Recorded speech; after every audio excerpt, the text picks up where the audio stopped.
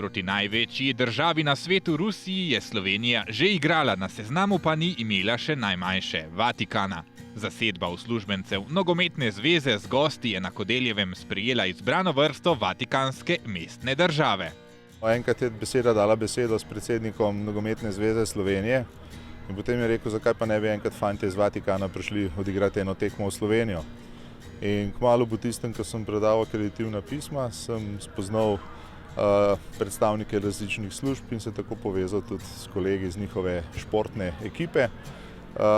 Povedal, da nogometna zveza z veseljem pripravi to srečanje, če se lahko udeležijo.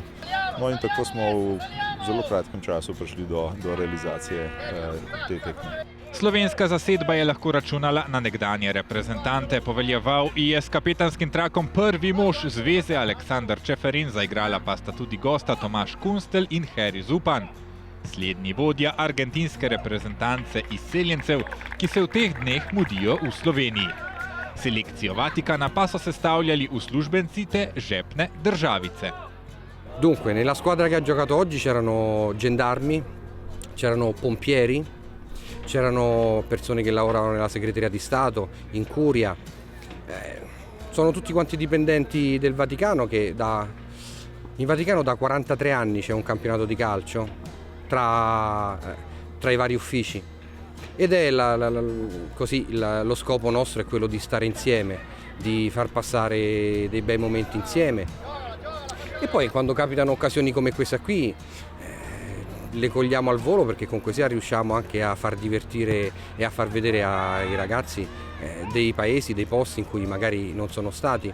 Čeprav je šlo za prijateljski obračun, nihče ni želel izgubiti. Zadetkom za vodstvo 1-0 je Dejan Plastovski pokazal, da še ni pozabil, kako se iz zvezdne linije vključuje v napad. Vatikan je imel zelo zagretega trenerja, vendar v obrambi mimo Alfreda Švicka-Jermaniša preprosto ni šlo.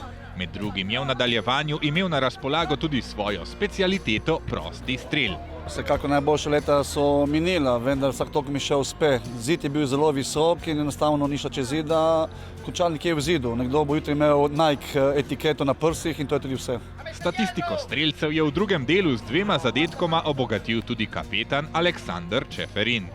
Iniciator je bil ambasador Slovenije v Vatikanu Tomaž Kunstelj. Dogovorili smo se, da najprej gostujejo oni tukaj, potem pa so oni nas dolžni povabiti. Ampak glede na to, kako so izgubili, nisem prepričan. Kaj sledi? Povratni dvoboj. Blizu tega, da bi zatresel mrežo, pa je bil tudi veleposlanik v Vatikanu Tomaž Kunstelj. Bili ste blizu zadetka, malo je manjkalo.